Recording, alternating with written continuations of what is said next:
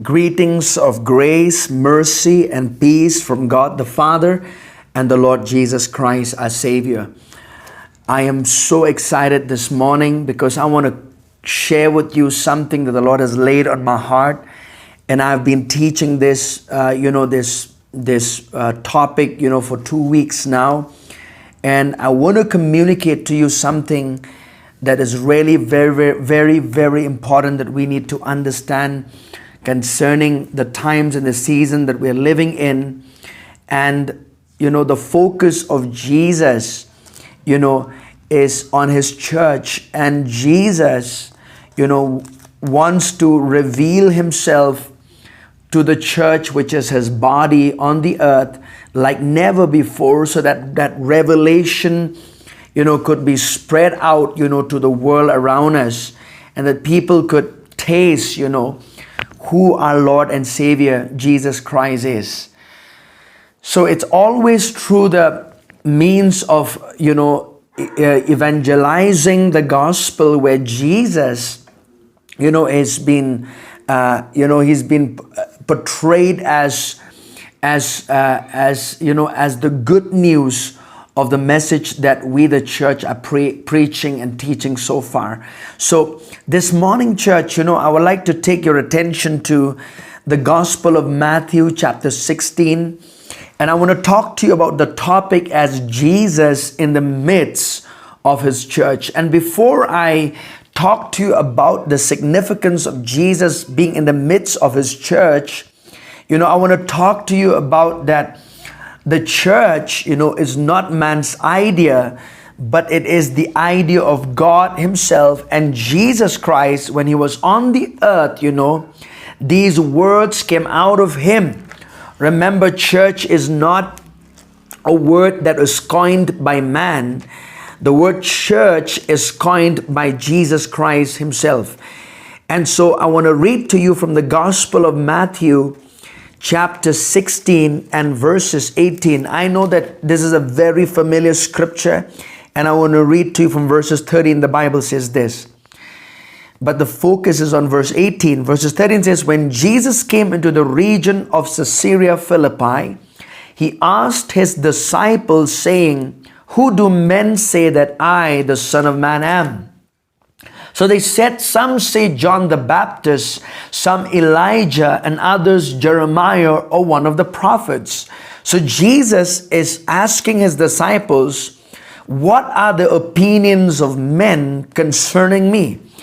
And the disciples, they began to tell Jesus that these are the opinions that a lot of people have about you. Some say that you are John the Baptist. Some say that you are Elijah. Some say that you are Jeremiah or one of the prophets.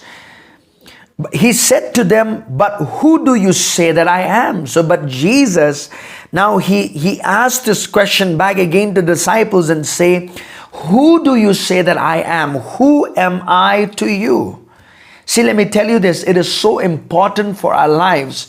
If we can answer this question the same way that Jesus, questioned his disciples, and if you can answer this question in your life, it will reveal a revelation of God that you have in your life, and also the spiritual condition of your life. Because I'll tell you this, your spiritual condition or your spiritual maturity is so dependent on the revelation you have of Jesus Christ in your life. Simon Peter answered and said, you are the Christ, the Son of the living God. So Peter, he spoke up and said, you are the Christ. You are the anointed one, the Son of the living God. Look at what Jesus said. Jesus answered and said to him, blessed are you. So whenever you have a revelation of Jesus, blessed are you. Simon Bar-Jonah, for flesh and blood has not revealed this to you, but my Father who is in heaven. So Peter receives this revelation from God the Father. It's not he did not receive it through by flesh and blood. He said, flesh and blood has not revealed this to you. That means this is not something that you understood by a knowledge passed by another human being to you, but this is something that you have a revelation of me that came directly from the Father inside of your spirit, and you declared it out of your mouth that you are the Christ. I am the Christ, the Son of the living God. So Jesus is saying to Peter, you have this revelation because the Father unveiled this revelation to you of who I am. Verses 18, and I also say to you that you are Peter. Peter means a piece of rock. And on this rock I will build my church, and the gates of Hades shall not prevail against it. So you see here the heart of Jesus. He says, I will build my church. So the question is this: how will Jesus, build his church? So the church will be built. The church will be built. The church will be established based on how much revelation of Jesus Christ the church receives, and the church desires from God. You see, and this is so important, church. Let me tell you this.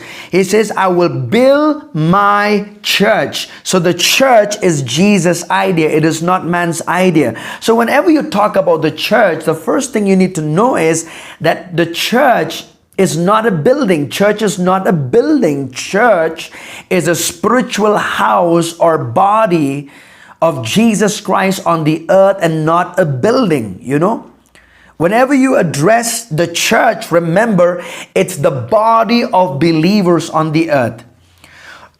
And you must know also that the church, came into being or existed, after when Jesus Christ rose from the dead, and that his life was breathed into the hearts of these disciples, and that's how the church was birthed. It was birthed, by Jesus Christ, where after when Jesus Christ resurrected from the dead, the church was born. See, there was no church in the Old Testament because the church is a body of believers. Amen. And the church is something that Jesus Christ, he is the one who gave birth to the church, because he is the head of the church. Now notice this. In verse 18 he says, and I also say to you that you are Peter, and on this rock I will build my church, and the gates of Hades shall not prevail against it. Now listen to this, church. It is so important and vitally important to understand that there are a lot of people who think that Peter is the rock. No, Peter is not the rock. Jesus Christ is the rock, but Peter is a piece of rock. So he's saying, with this revelation that you are receiving of who I am, Peter, this is how my church is going to be built, and this is how my church is going to be strengthened. This is how my church is going to be established, and the gates of hell will not prevail against it. So the more revelation the church, the body of Christ, receives of who Jesus Christ is, I'll tell you, no power of hell can prevail against the church of the living God on the planet Earth. See, the church is not a social organization. It is a living organism of God on the earth. Amen. And a lot of people, when they think about the church, yes, it is an institution. We know that. But please understand this. It is an institution that Jesus himself instituted. And please understand that it is a living organism. It is not a building. It is a body of believers. Hallelujah. And you and I, we are the church of the living God. Now, let's go to 1 Peter chapter 2, verses 9.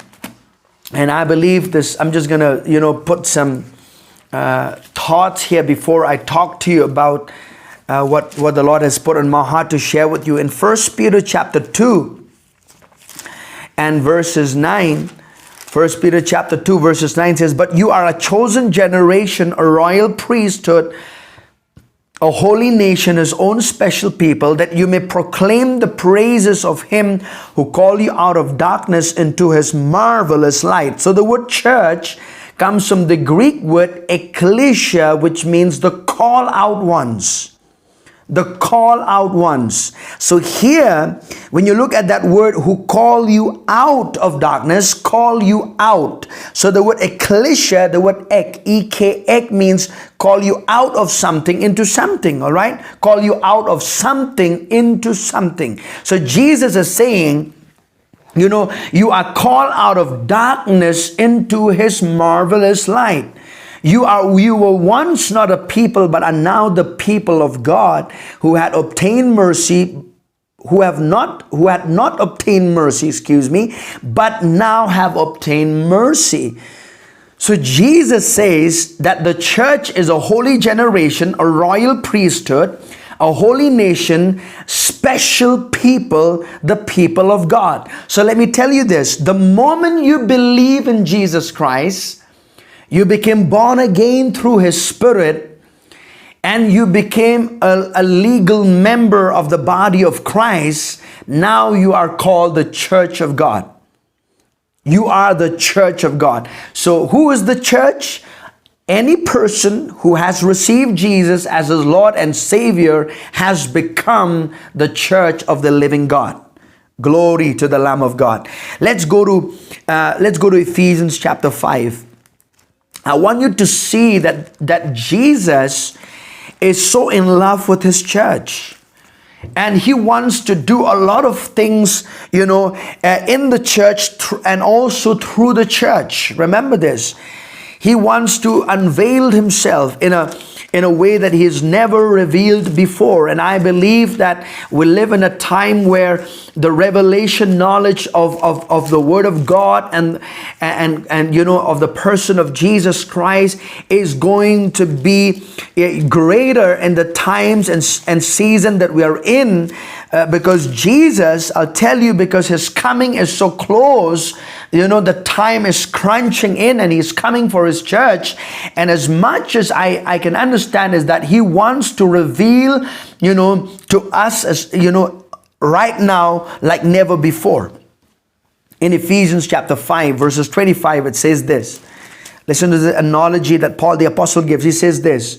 He says, "Husbands, love your wives just as Christ also loved the church and gave himself for her." So you see that Jesus, he loves the church because it was instituted by him. It was coined by him. It is something that, was birthed through him. It is his heartbeat. He loves the church because he redeemed it. Let me read this. He says, "Just as Christ also loved the church and gave himself for her, that he might sanctify and cleanse her with the washing of water by the word." So because Jesus loves his church, you and me, and how does he cleanse us? He cleanses us by giving us his word. So you see, the word of God is the primary way that Jesus wants to cleanse us, wants to renew us, wants to transform us, because he wants to present, us, the church, to himself. The Bible says, a glorious church, not having spot or wrinkle or any such thing, but that she should be holy and without blemish, the Bible says. So husbands ought to love their own wives as their bodies. He who loves his wife loves himself. Anyway, look at verses 9. "For no one ever hated his own flesh, but nourishes it and cherishes it, just as the Lord does the church. So Jesus is giving an analogy, between how a relationship between a husband and his wife, and the relationship of Jesus with his church. Jesus is the head of the church, and the church is his body. And so listen to this. Jesus said that, he's giving an analogy. Husband, love your wives as Christ also loved the church. So he's saying, hello, husbands should love their wives the same way as Jesus, the head, of the church, loves the church, which is his body on the earth. He loves the church. He is committed to his church. Amen. And he wants to do a lot of marvelous things through his church, on the earth. And I'll tell you this, that he wants to do a lot of marvelous things, not just through the universal church. Yes, we're all the church of God. If you're born again, all of us, we are one body of Christ. There's no two body of Christ. There's only one body of Christ. But see, there are many local churches where we are committed in. So I want you to see this, that Jesus is committed, to his church, not just the universal church, but also to the local church. Let me read this further, because I believe this is going to help you. Let's go to Ephesians chapter 1. And I'm going to read to you verses 22. Ephesians chapter 1, 22. He says this, and he put all things under his feet and give him to be head over all things to the church, which is his body, the fullness of him who fills all in all. So Jesus is the head, and he's saying that the church is his body. You see? So when Jesus Christ resurrected from the dead, amen. Now Jesus presently, he is in heaven, but his body is on the earth, which is a spiritual body. You and I, we are the church of God, and he is still in the midst of his church, because he wants to do great things in the local church, and also through the local church on the planet earth. Glory to God. Hallelujah. Let's go to the book of Revelation, because this is so important. We live in a time that we need to be committed. We need, to be grounded in the things of God. And please understand this. Whenever I'm teaching on this, I felt impressed in my heart to teach on this, because, a lot of people today say to me like this, Pastor, I am the church of God. The Bible says, because I'm born again, so I am the church, which is true. But then they go on to say that because I am the church, I don't have to be committed to any local church. I don't have to be accountable to any local church. See, this is where a lot of imbalance has happened in the life of a lot of believers, and they have been deceived by the enemy. They have been deceived, in not understanding that yes, we are the universal church of God. Once you get born again, you become a part of the universal church of God. But at the same time, please understand this, that you need to be a part of a local body. Because when you look in the book of Revelation, which I'm going to read to you, in the book of Revelation chapter 1, 2, and 3, Jesus, he reveals himself to Apostle John. When Apostle John is in the island of Patmos, he begins to reveal himself, and he begins to give to Apostle John these messages, that Apostle John needs to deliver these messages to 7 specific local churches in Asia Minor. And this is important, I'll tell you. So Jesus is not just concerned about the universal church. He is also concerned about the local church, and you need to be committed in a local body if you want to see the blessings of God, if you want to see the divine protection of God, if you want to see the blessedness of receiving more revelation of who God is. You need to be in a local body, planted in a local church under the leadership of a pastor. All right? Amen. Revelation chapter 1. Listen to this. I'm going to read to you verses 5. And from Jesus Christ, a faithful witness, the firstborn from the dead, and the ruler over the kings of the earth. So when you read these, it's talking about the different names of Jesus. Like for instance, he's saying, and from Jesus Christ, he is called the faithful witness, the firstborn from the dead, the ruler over the nation, the kings of the earth. To him who loved us and washed us from our sins in his own blood, and has made us kings and priests to his Father and to God and Father, to him be glory and dominion forever and ever. Amen. So Jesus Christ loved us, he washed us, he cleansed us with his own precious blood. Hallelujah. And he made us kings and priests. So you are a special, you are a royal priesthood. You made kings and priests because you are now a child of God, washed by the blood of Jesus. Now, I want you to notice this. Whenever you read the book of Revelation, please understand that the book of Revelation is the revelation of Jesus Christ, all right? A lot of people say, Pastor, I do not like to read the book of Revelation because I'm afraid, I'm afraid because it's written about about the Antichrist, the mark of the beast, and about so many, the wrath of God that's going to be poured on the earth. Yes, let me tell you this. There are many things concerning those things that are there in the book of Revelation, but the primary reason why Jesus, inspired, and told Apostle John to write this book is so that the revelation of who he is, will be given to his church. So the book of Revelation is a revelation of Jesus Christ. You see, Jesus wants to reveal himself to the church, to you and I, like never before.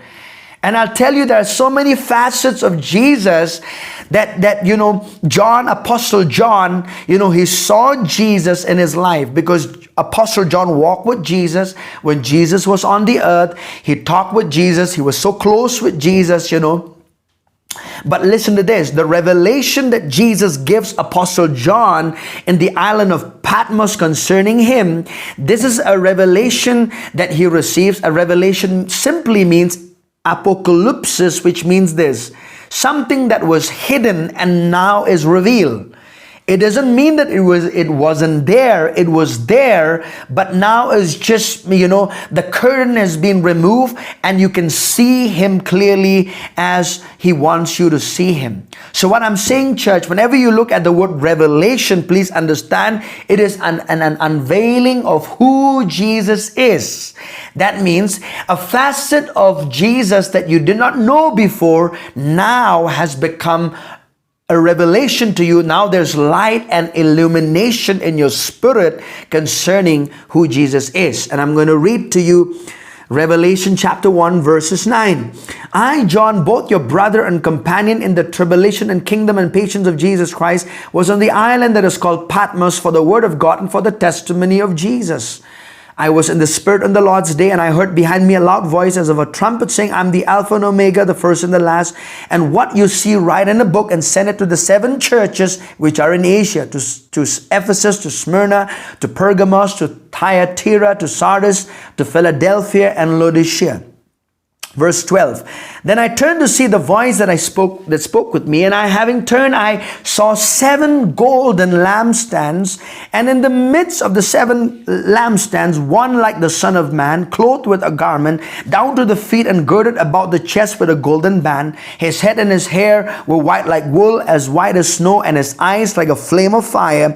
His feet were like fine brass, as if refined in a furnace, and his voice as the sound of many waters. He had in his right hand 7 stars. Out of his mouth went a sharp 2-edged sword, and his countenance was like the sun shining in its strength. So here Apostle John receives a revelation of Jesus.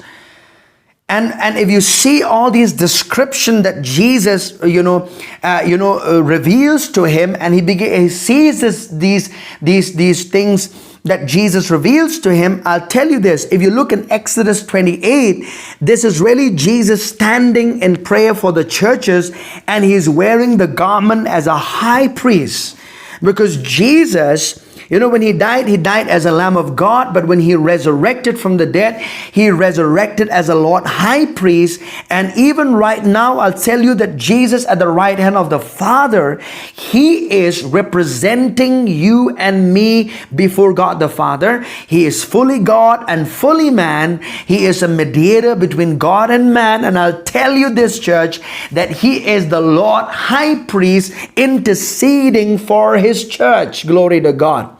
In heaven, Jesus is not sitting there idle. There is an ongoing ministry of Jesus that's going on, on heaven, even right now as I'm speaking, that Jesus is there at the right hand of the Father as the Lord High Priest interceding for his church. Glory to God. Hallelujah. Now I want you to notice this. So the Bible says Jesus shows him things he begins to have a revelation of Jesus, Apostle John, and the first thing he sees is the 7 golden lampstands. So now what are these lampstands? Let me read to you verses 20. Verses 20 answer, what are these 7 stars? And also and 7 stars in Revelation 1:16 and golden lampstands in Revelation 1:12. What are these? In verses 20, Jesus, answers, the mystery of the 7 stars which you saw in my right hand and the 7 golden lampstands. The 7 stars are the angels of the 7 churches, and the 7 lampstands which you saw are the 7 churches. So today, I'm just going to focus talking about the 7 lampstands which you saw. Jesus said, are the 7 churches. Now let's read Revelation 2 verses 1. I'm going to show to you that Jesus is in the midst of his church. Jesus loves the church, and Jesus is in the midst of his church. To the angel of the church of Ephesus write, these things says he who holds the 7 stars in his right hand, who walks in the midst of the 7 golden lampstands. So my topic that I was discussing from the beginning is Jesus in the midst of his church. When I read this, I'll tell you, it just moved my heart, because Jesus has not forsaken his church. Jesus is in the midst of his church, and Jesus wants to do a lot of tremendous things through his church. And so you need to be awakened to the truth that Jesus is in the midst of your local church. He is observing everything that is done in the local church. Why do I say that?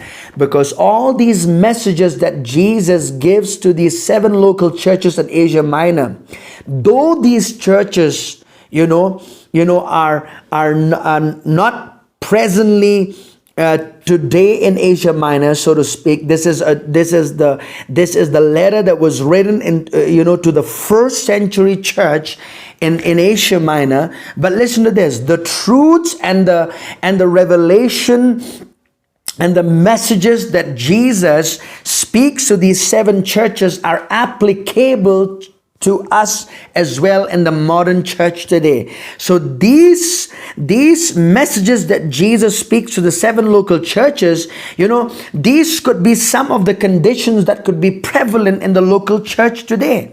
And the same thing that Jesus spoke to these local churches, I believe, is the same heartbeat. There's the same attitude, is the same, values that Jesus, speaks concerning his church, because Jesus is the same yesterday, today, and forever. So I want you to see this, that whatever Jesus speaks to these local churches, these could be some of the things that Jesus could be speaking to us right now in the modern church, in the 21st century church.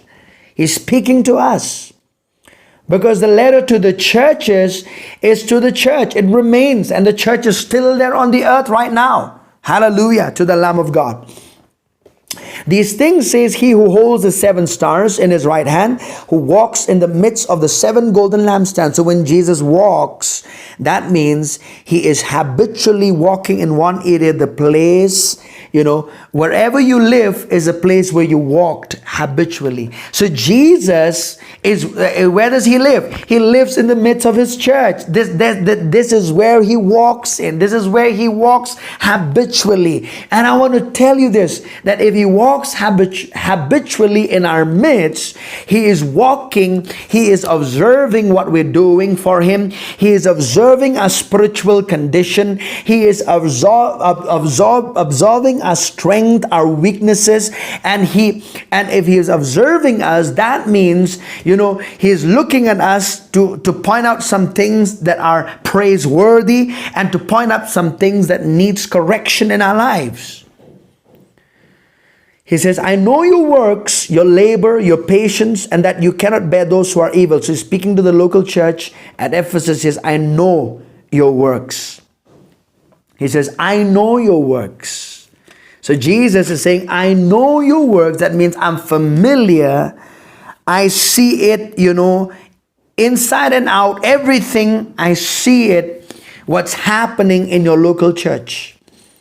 A lot of people think, Jesus doesn't know what's going on in the local church. I'll tell you, Jesus sees everything that happens in the local church. Whenever we come together to worship Jesus, Jesus is in the midst of his church and he is observing his church, what his church is doing. What are you doing concerning worshiping him? What are you doing concerning how you give to him? He's looking at how you serve one another in the body, how you treat one another. He's looking at the preacher, what the preacher is preaching every Sunday, every week. I'll tell you, Jesus is in the midst of his church, because the church is not man's idea, it is Jesus' idea. And I'll tell you this, it just gives a fearful awe. It gives me a fearful awe of God in my life to see this, that a lot of people, a lot of people today, they want to play church. They want to,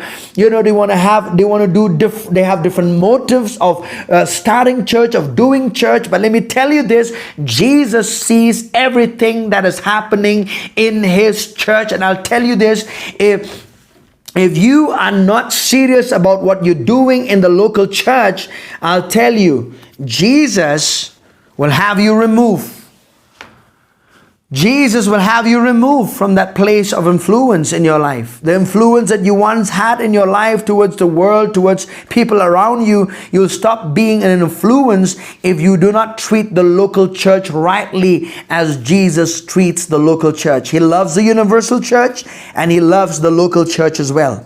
Glory to God. He loves the pastors that he has planted. He speaks, he corrects to his pastors, to the under shepherds or under him, because he is the great shepherd and the pastors are the under shepherds under him. And I'll tell you this, that Jesus is concerned about his local church. Glory to God. Amen. Hallelujah. And this is what he began to say. Now listen, church. When I read this, just think about this, all right? Because when you look at Revelation chapter 2, verses 1, he's speaking to the church of Ephesus. That means there is a church, a body of believers in a place called Ephesus. Then there's a body of believers in a place called Smyrna. Then there's a body of believers in a place called Pergamos. There's a body of believers in a place called Thyatira. There is a body of believers in a place called Sardis. There's a body of believers in a place called Philadelphia. There's a body of believers in a place called Laodiceans. So you see that Jesus, he is not just concerned about the universal church, but also the local body. Glory to God. Let me say this to you. Let me illustrate this point to you, all right? You see, God knows each of his children on the planet and value each one. If you're a child of God, he values you. However, it's really important to be a part of a local body of believers. Let me give you an illustration to this. See, we can illustrate the significance of the local church by drawing an analogy from marriage, which I already discussed with you earlier. So let me ask you a question. Can you imagine if any married person say like this: I believe in the institution of marriage, the overall concept of marriage, but I'm not at all committed to my own spouse. Somebody could say, oh, I believe in the institution of marriage, is really very important, the concept of marriage, but I'm not committed to my wife. You could say, what is that? It's the same way. It's the same way. So if we truly desire to understand God's priorities and attitudes, we need to pay particular attention to how devoted Jesus is to these specific local congregations in these first 3 chapters of the book of Revelation. And it's the same today, even in the 21st century, that he is interested in the specific local congregations in the different parts of the world that is there. Hallelujah. Amen. He sees the 7 golden lampstands. Now I want you to see this. He speaks to the church of Ephesus.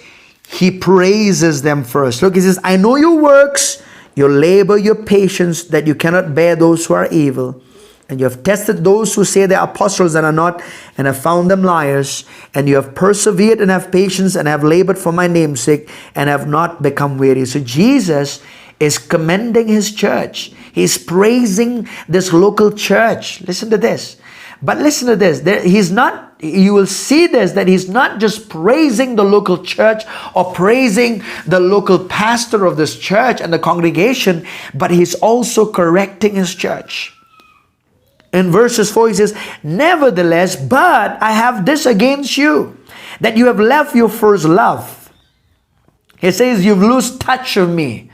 So Jesus is saying, you're so busy concerning the work, the ministry, you're so concerning about holding on to the doctrine and checking on people who are wrong apostles or false prophets, or so and so forth. You are holding on, to teach a right doctrine, but then you have lost touch of me. The priority that you used to have concerning me, now I'm not anymore. So Jesus is saying to the church of Ephesus, I used to be very important to you. I used to be the priority of every person in this local church, but today I'm not. You're busy about a lot of things, but I'm not the one that you are pursuing any longer. I'm not the one that you are passionate about. And this has happened to a lot of local churches where we could be busy about a lot of things. We are working, we are busy, we are hardworking, we're doing a lot of things for the kingdom of God, but we are missing touch with the Master, with our Savior Jesus Christ. And this should not be in our local church. Hallelujah. And so Jesus is saying, repent. Remember therefore from where you have fallen. He said, remember from where? Do the first things, he says. Repent and do the first works, or else I will come to you quickly and remove your lampstand from its place unless you repent. So Jesus is saying to this church, he's saying, unless you repent, you will stop being an influence as a local church. See, the church of Ephesus was the largest church in Asia Minor in the first century, all right? It was said by scholars that there were almost 70,000 believers just in this single congregation. And there were many. Paul the apostle started this, and then Timothy became the pastor, and eventually, even Apostle John oversees these 7 churches in Asia Minor later on. But I want you to see this. That he's saying that you are an influential church, you are influencing the world, but see, if you do not check on yourself, if you do not repent and do the first work of focusing your heart on me and come after me in your life, he says, I will remove your lampstand. That means you will stop. Your light will dim off. You will not shine brightly like you should and become an influence to the world around you unless you repent. See, whenever you talk about a lampstand, you think of light, isn't it? So the church is designed to shine out their light to the world. You are a lampstand. Remember this. You are a light to the world. Jesus said you are the light of the world. So remember this. Jesus designed you to shine out His light to the world around you. And if you lose focus on Jesus, if you're not pursuing Him in your life, you will stop being an influence to the world, and your light will not shine brightly as it should if you are not focusing and pursuing Jesus Christ in your own personal life. I'll tell you, this is such, I'll tell you that Jesus, He wants this church. He says, this is something that you need to do. You need to repent, from this, and you need to make an adjustment in your life so that you can shine your light brightly to others in your life. Amen. Remember, the lampstand exists to provide illumination. Being a light bearer is a foundational responsibility of all believers. Remember to shine your light. Let me read to you Matthew 5. Stay with me, I'm about to finish. In Matthew 5, and I'm going to read to you verses 14 to 16. Look what Jesus says to His church. You are supposed to shine your light. You're supposed to shine your light. Glory to God. Chapter 5 and verses 14, He says this. Chapter 5 verses 14 of the Gospel of Matthew. You are the light of the world. A city that is set on a hill cannot be hidden, nor do they light a lamp and put it under a basket, but on a lampstand. It gives light to all who are in the house. Verse 16, let your light so shine before men that they may see your good works and glorify your Father in heaven. So He's saying, by your good works, acts that spring up from love and kindness, that bring glory to God and benefit people. When you do good works, you are springing up the love of God, the kindness of God to the glory of God, and you're benefiting people around your life. You're shining your light. But listen to this. Listen to Ephesians chapter 2 as well. That when the light is expressed in good works, but at the same time in how you live your life as well. Look at Philippians chapter 2. Stay with me. Philippians chapter 2 and verses 14 to 16. Do all things without complaining and disputing, that you may become blameless and harmless, children of God, without fault in the midst of a crooked and perverse generation, among whom you shine as lights in the world. So the light is expressed through believers having godly attitudes, living a holy lifestyle, and holding fast to the truth. He's saying this, whom you shine as lights in the world, holding fast the word of life. See, if you want to shine your light to others, you have to maintain your godly attitude, you have to maintain a holy lifestyle, and you have to maintain holding fast to the word of truth, to the word of life in your life. See, if you do not hold fast to the word of God, if you do not practice the word of God, your light will not shine brightly to the world around you. And this is so sad, because instead of being the light to the world, instead of showing the way to the world to come to the kingdom of God, a lot of us have become a hindrance for others to come to the kingdom of God because of our ungodly attitudes, because of our unholy living lifestyle, and because we're not practicing or holding on to the word of God. We call ourselves believers, we call ourselves Christians, but we're not practicing the word of God in our lives. Instead of becoming a blessing to others where they can come to the kingdom, in fact, we could turn them off and be a hindrance to them. And this should not be, church. Because the church is designed to become a light to the world. And remember this, if your light could shine, and you could say, yes, my light used to shine, but now it's not shining brightly. And I'll tell you, there are things that you need to do in your life.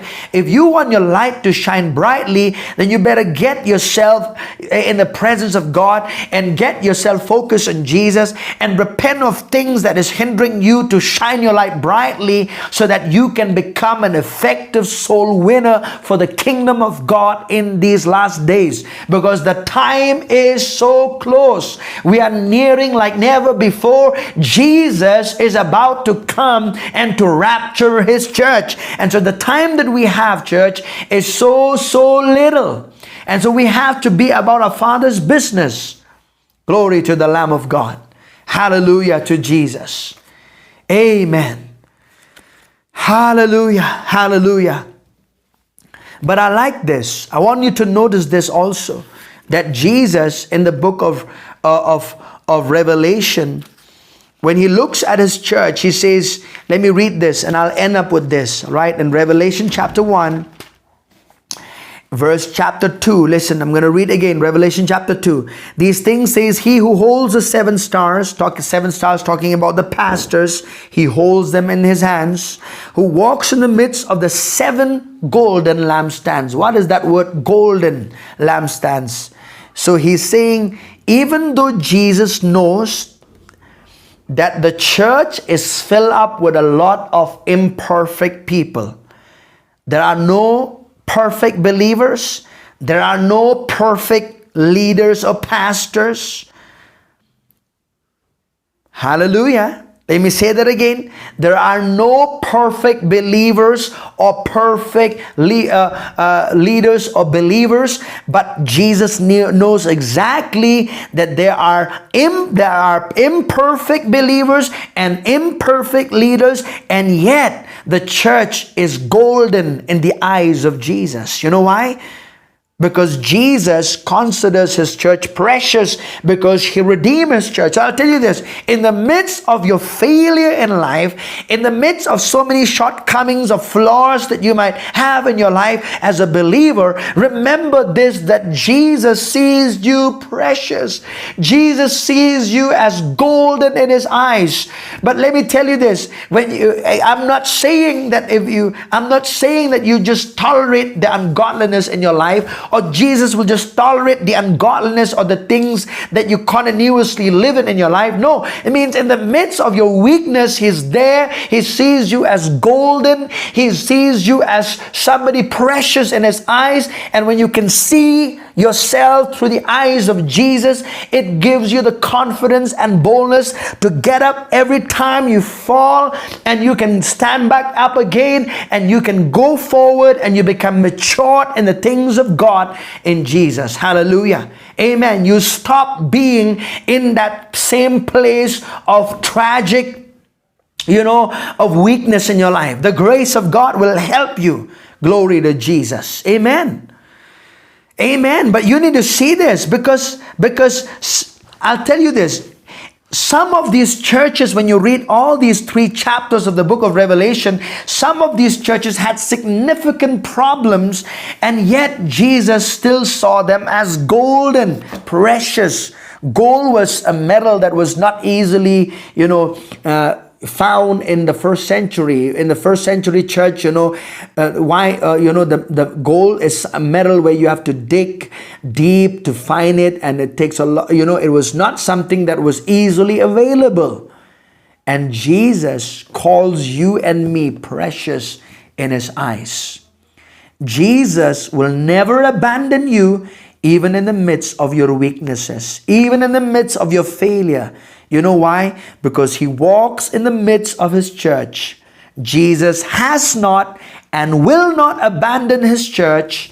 He stands, he walks in the midst of the church, in the midst of his people. He will never abandon his people. Doesn't it give you great joy and boldness? Oh, I'll tell you, it just moved my heart to just say, thank you, Jesus, that you love me so much, that you love your church, which is you and me, so much, that He'll never leave us where we are. He'll pick us up, He'll strengthen us so that we can walk with Him and grow in Him, and leave some of the ungodly living aside, and we can grow up in Him and start living this life for His glory and to shine His light to the world around us. Amen.